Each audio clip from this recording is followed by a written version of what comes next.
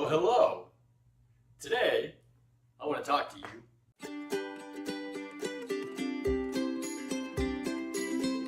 three phases that I'm going to share with you, and these phases have to do with the way that we subtly disguise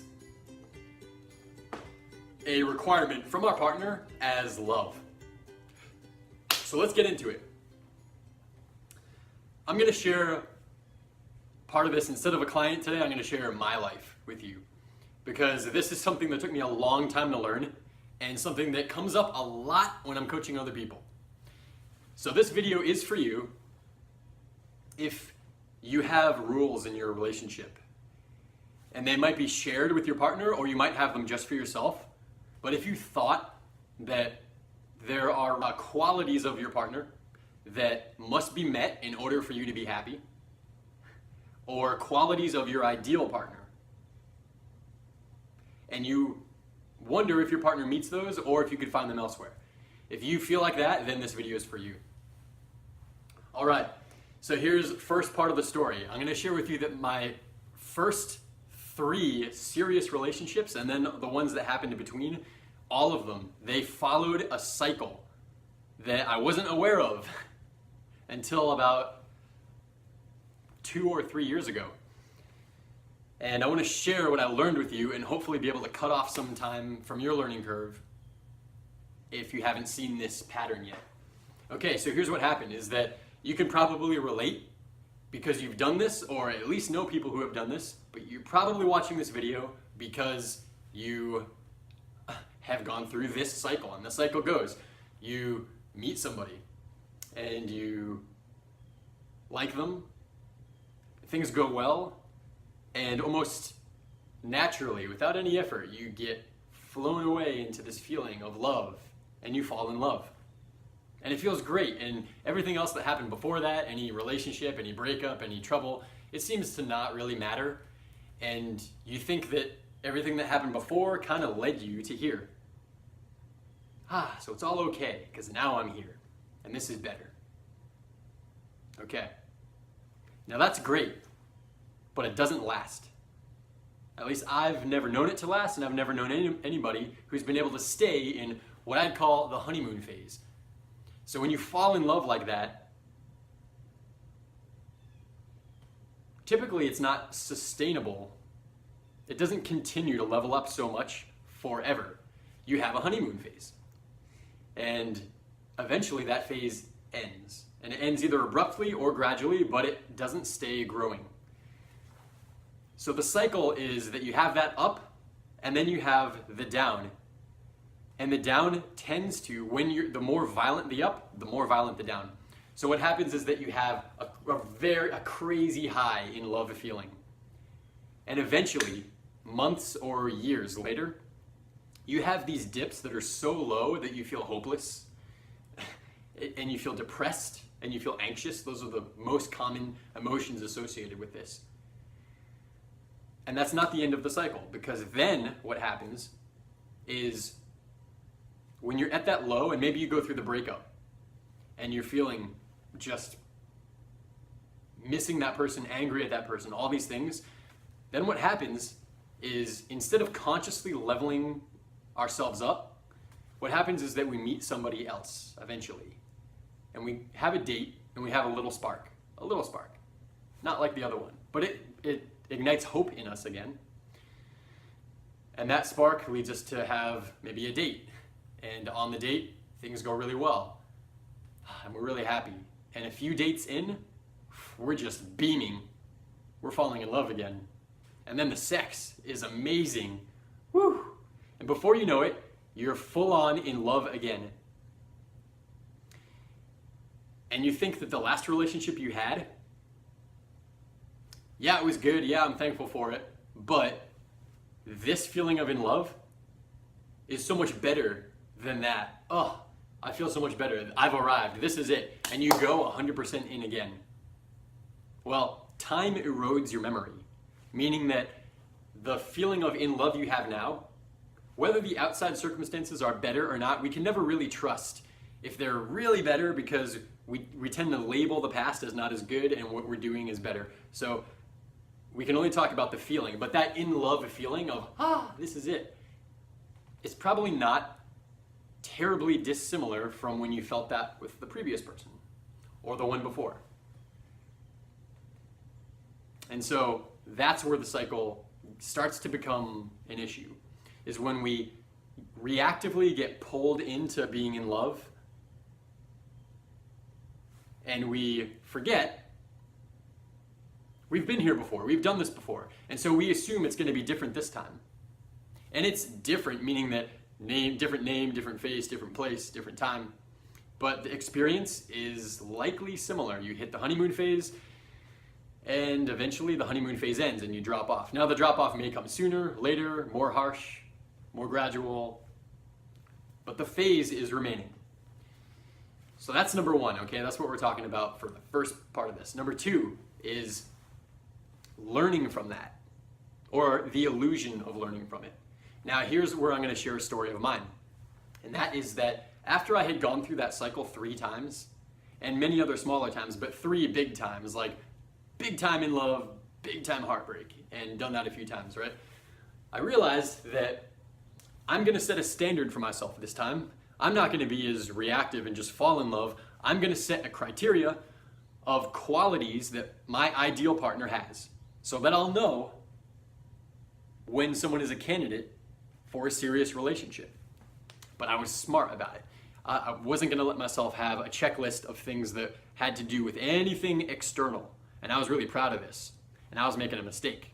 But let me walk you through the mistake that I made, and that a lot of clients that I work with make, and possibly you're making. I don't know. And the mistake was I didn't list the qualities of like looks and money and things that were superficial or external. Now those things are important. They're important to me. They're probably important to you. Having a partner that you're attracted to is really nice. But the list that I created were 5 things that I labeled as qualities of the soul. It sounds really dramatic and important and noble, doesn't it? And I created this list so that I knew the characteristics that my partner must have. I'll share those with you. This was 5 years ago, and I remember them off the top of my head. The first one was affection, trust, kindness, listening, support. And then I added in another one that was bravery, which I defined as being able to take right action when it's difficult. All right, now I'm set to go. I have this checklist, and the next couple people I dated after that, a little bit into it, I would kind of run that checklist over my head and see, were they really affectionate? Were they really supportive? And it was a two-way street. I wanted to receive affection and be able to give affection, so it was both way. I wanted to be supported and be able to support them fully and have that accepted. Now, here's the issue with that. It was a fucking lie. My ego made me believe. I'm going to prove it to you. I'm going to prove it to you with the last 2 relationships. My last serious relationship, God, it was great.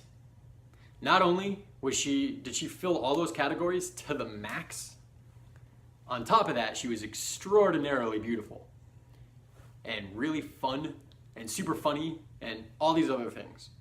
Everything I could have dreamed about to build my ideal relationship, yep, it was her. So you think happily ever after. But what that did was just create more of a violent uphill. We fell in love so hard, and then more of a violent downhill. And eventually, long story short, is that we weren't right for each other. We fought relentlessly towards the end. It wasn't an ideal relationship, even though all of those really important qualities were all met. So what do we do? Where do we go from here? Aren't you allowed to have a standard in your relationship? Well, check this out. My current relationship, I want to share this with you. Now I've taken that list and thrown it away, but I remember it, and just for fun, sometimes I'll pull it up and be like, haha, if I still believed this, what would this look like? And you know what? A lot of those qualities, they're not fulfilled in a way to a degree that I would prefer. At least my ego would prefer. They're not.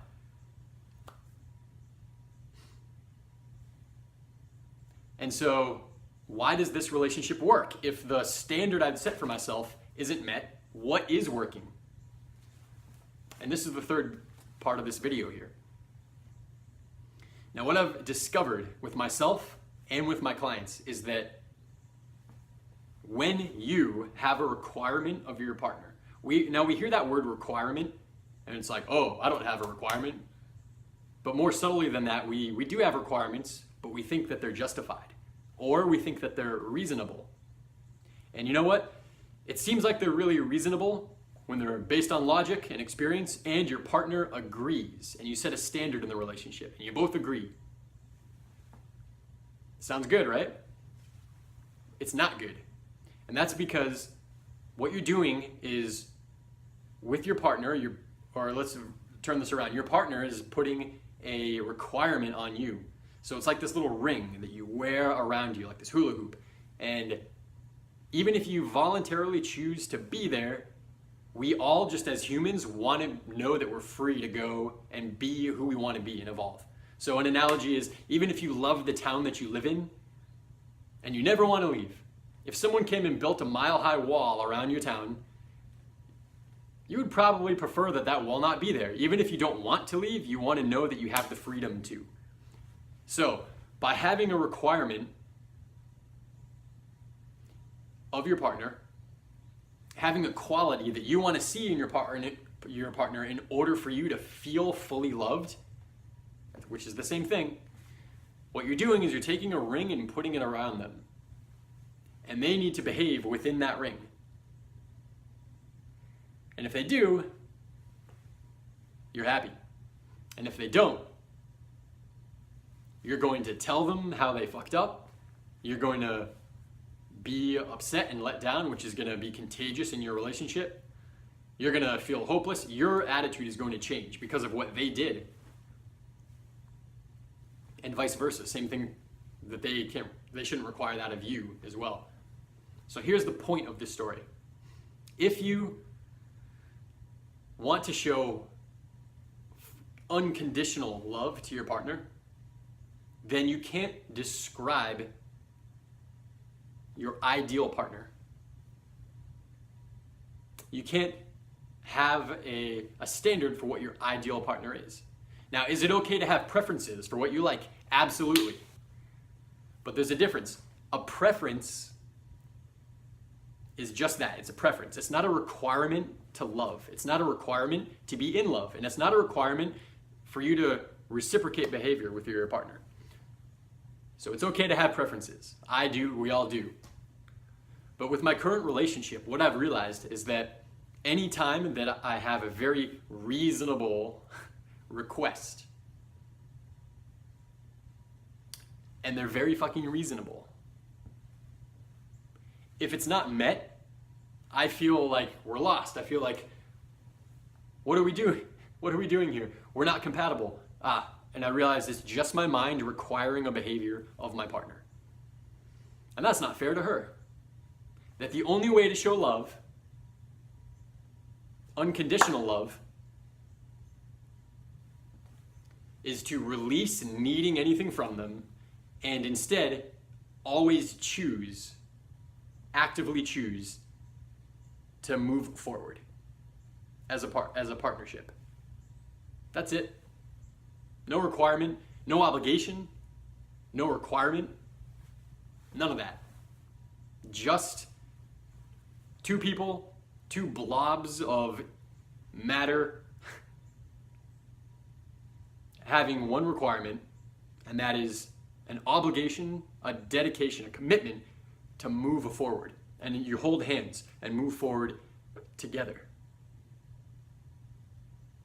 That's the partnership, the holding hands and moving forward together. That's it.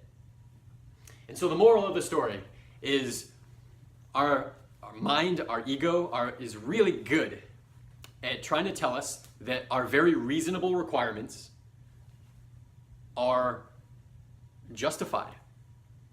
And they're not. They're not in order to deserve love. Now, it's okay to have a preference, but don't make the mistake that I did and so many people make of needing your partner to fit in a box. And we would never tell them that, but we tell ourselves that our partner, if they just would stop doing that, or if they would just show up on time, or if we could just stop fighting, or if they would just take the trash out. But the thing is, even if they did that, there's always going to be if they would just, because your ego will never be satisfied. And you will always find a reason why they're not performing the way that you want them to. And a relationship is not a performance.